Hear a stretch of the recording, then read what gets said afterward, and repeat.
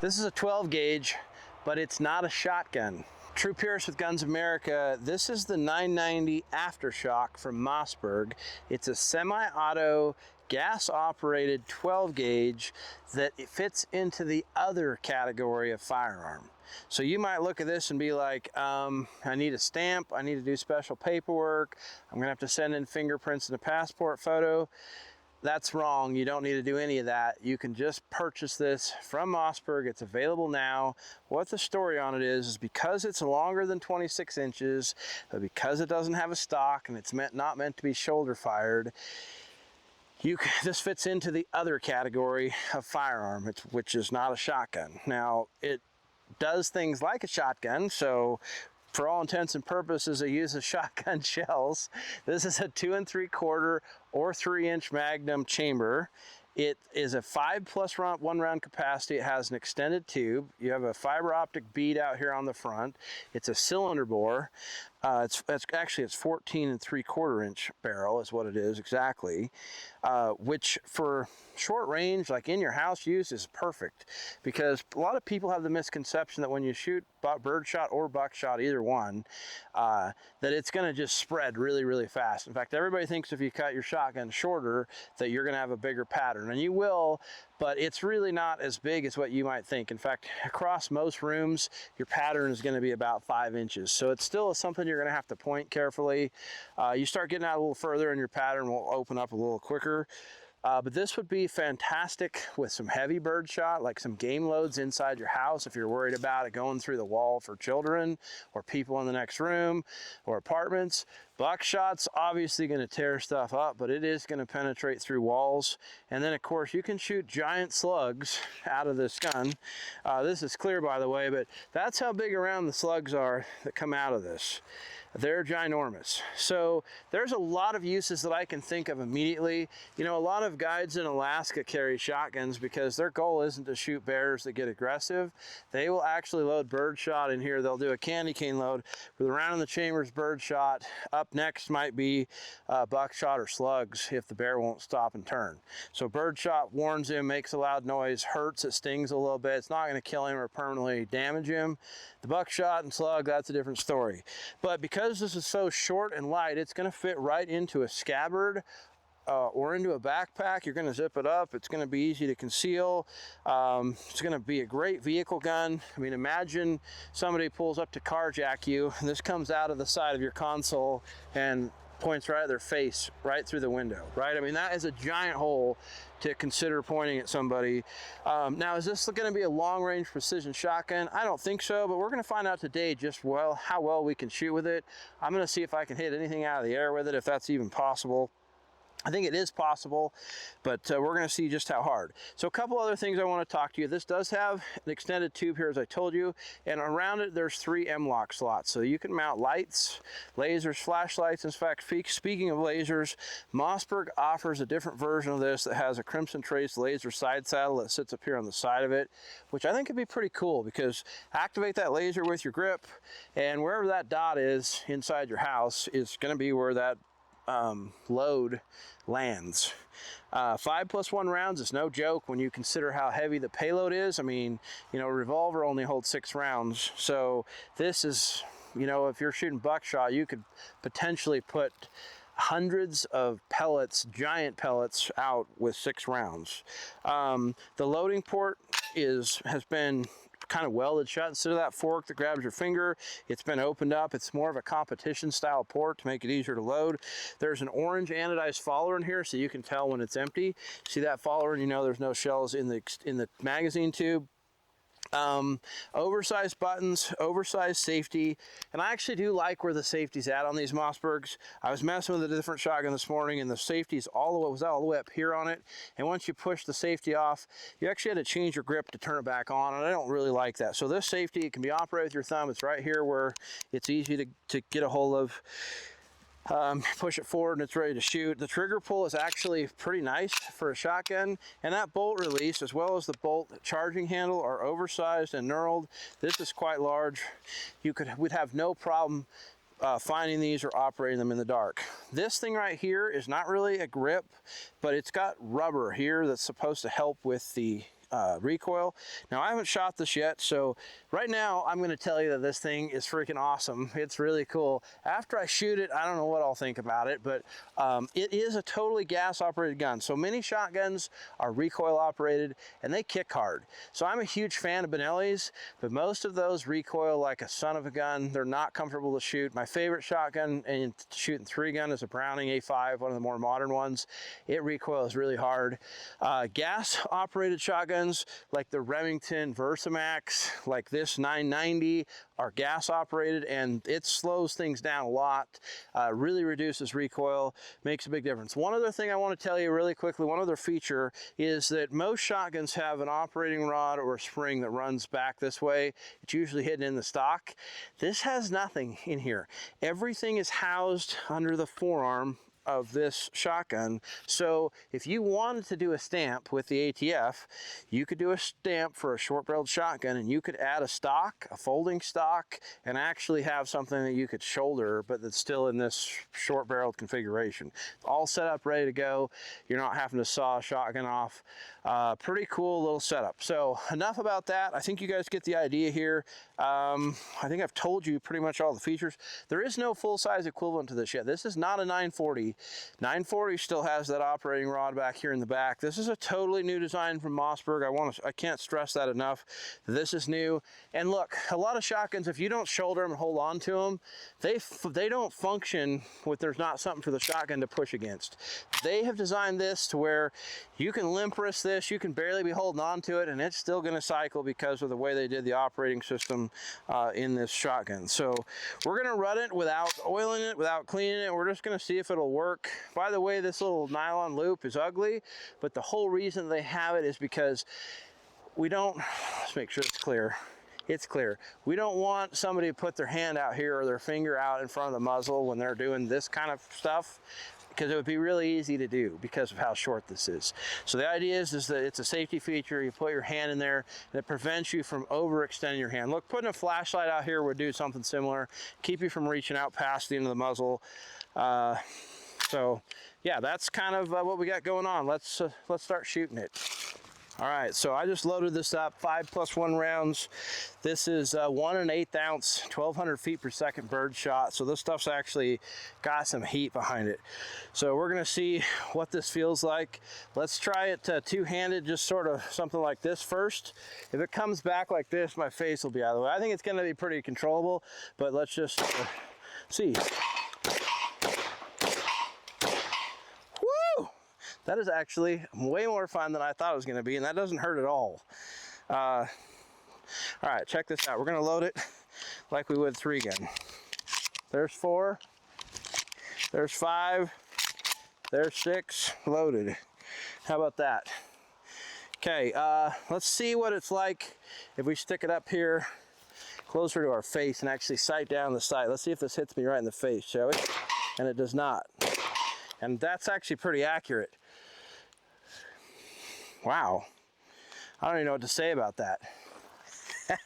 I might actually be in love.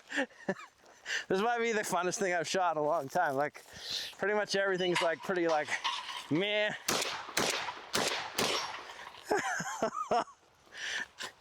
Holy crap.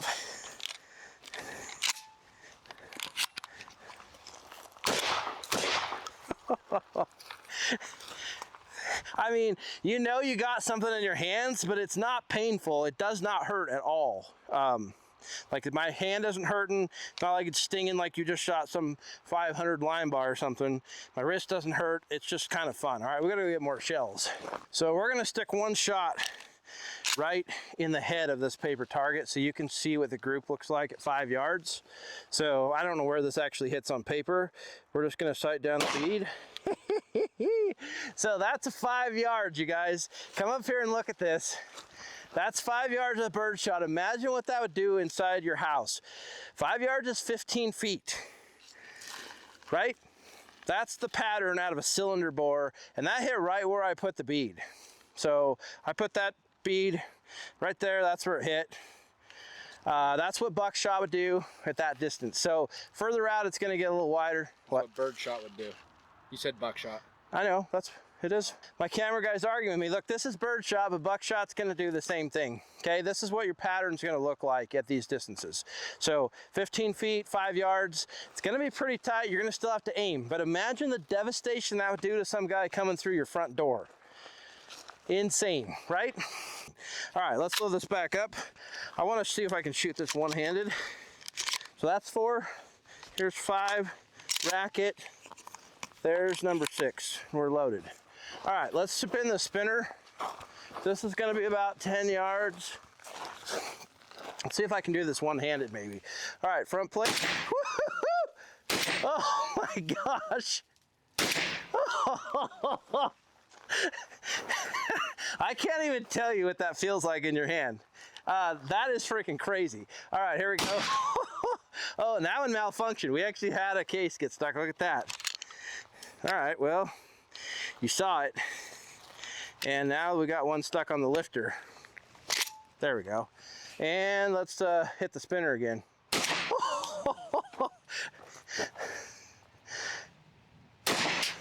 So that's hitting, I'm hitting a little bit high there. So if you notice, even shooting one-handed, it pushes kind of straight back into your hand. It's not doing this kind of crap, right? Pretty awesome. All right, more shell. Oh, I got 2 more here. So, all right, let's just try this. Let's see whether or not you can actually stick this up against your face or whether it just smashes your face, right?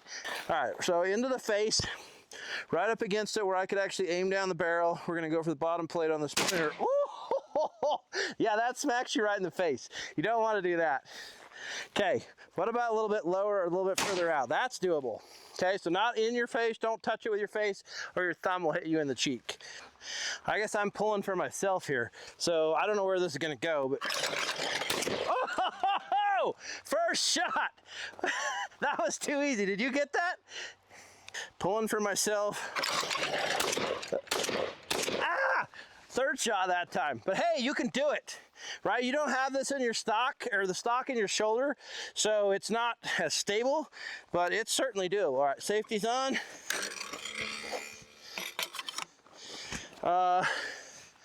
Should we try it one-handed?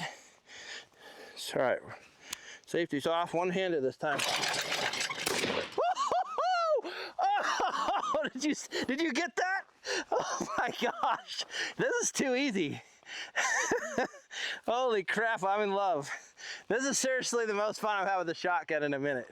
So I've shot a lot of shotgun and this is pretty freaking awesome, I must say. So I still feel like there's got to be a way to like put this in your shoulder. Let's try it. This isn't designed to be shouldered. This is not meant to go in your shoulder. I don't recommend it. Oh, hey, look at that. There's a QD stud right there that I didn't even know about. So there's a QD right there in the end, so this could just hang. All right, safety off. I'm gonna try and put this in my shoulder. I'm taking one for the team here. If I come out disfigured, it's on you guys. All right. Oh, that did not feel good. I missed, I totally missed. But that little point does not feel good in your shoulder. Like it didn't kill me or hurt me that bad, but I don't recommend it. It does not feel great. All right, let's load this up. So one more time, let me show you how I load this. So I close the bolt, I grab 4 shells, I shove 2 in at a time, there's 4, there's 5, we turn it over, rack it, and we can stick 6 in. So that's what it takes to load that. It's pretty simple. All right, let's do this a couple more times. Here we go. Safety's off, pull, and smoked it. Man!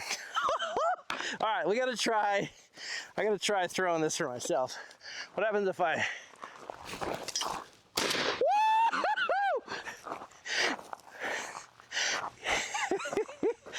It works. But hey, this is my first time shooting this. I am dumbfounded, impressed. All right, one-handed. What do I have left? I have at least 2 shells left. Yeah, one-handed, that's what it looks like. Fast double tap, and man, the barrel is getting hot. Okay, I think we should shoot a slug. Let's see what that feels like. All right, so I've got a 1200 feet per second 1-ounce slug. It's that big around, that right there. And we're gonna try and shoot it at about 60 yards at a BCC target down there. Hopefully it doesn't break my target. I don't know what this is gonna be like or feel like, or if I can even hit it. I'm putting the bead and I missed, and I have no idea where. But I think it's probably completely doable if I figured out where it was hitting at. That didn't actually recoil at all. So that might have been less than the 1 1/8 ounce loads. I do have something we can test this with though. Look at this. So this is a flight control 12 gauge, 3 inch, 2 ounce, 6 shot. This is a freaking heavy load. This is twice the size of that slug I just shot. So 3 inch turkey load, 2 ounce. This is a butt kicker. These are super expensive too, so I don't want to shoot very many of these, but I think we should see if I can like break my spinner or something with this. All right, are we ready? Here we go. Oh! And I barely hit the left edge of the plate. It didn't hit it solid. I think it would have just spun it right over if it would have, but it hit like the bottom left corner. So, but it smacked it even then. All right, so look, that is a really heavy load right there. It handled it, it locked open, no problem whatsoever. That's impressive that it can take that heavy of a load and still function, honestly. That'll break bird guns sometimes. Couple other things I think that we should talk about. One, if I was gonna use this in my house as a self-defense gun, I would get some 2 3/4 turkey loads that are probably like 4 shot, 2 shot, T shot, something like that, that are lead or tungsten, so that they're gonna penetrate really good. If that's inside your house, so that you don't have over penetration into the neighbor.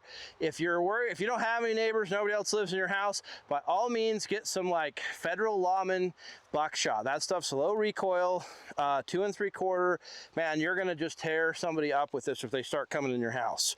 I would mount a flashlight on this, and I would look at a flashlight laser combo so that you can activate that laser, and literally from any position, whatever awkward position you're in, you could literally aim this flashlight from around a corner, or aim the shotgun from around a corner, like something like this, right? If this is your wall, you could literally do this.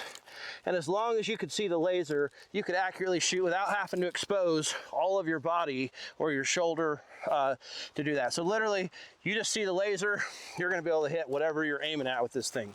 As a truck gun, this would be just a beast. It is drilled and tapped on top, so that you can put a rail and you can mount a red dot. I think it would probably help.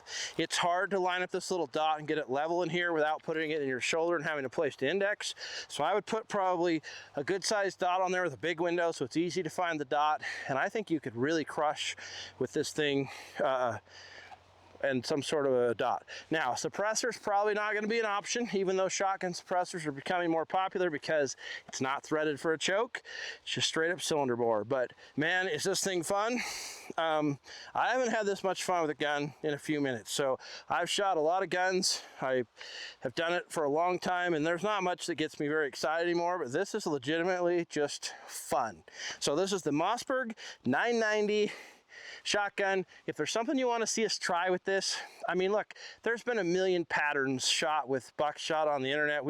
We'll do it if you guys want to see it, but you know what it's going to do. You know what it's going to look like. You saw what it did with birdshot at 5 yards. The pattern at 20 yards with that flight control stuff was like this. I barely hit the corner of the plate. So it is what it is. These are available now though. Brand new operating system from Mossberg, and I have to say, I think it's pretty dang cool. So make sure you like, subscribe, and share. See you on the next video.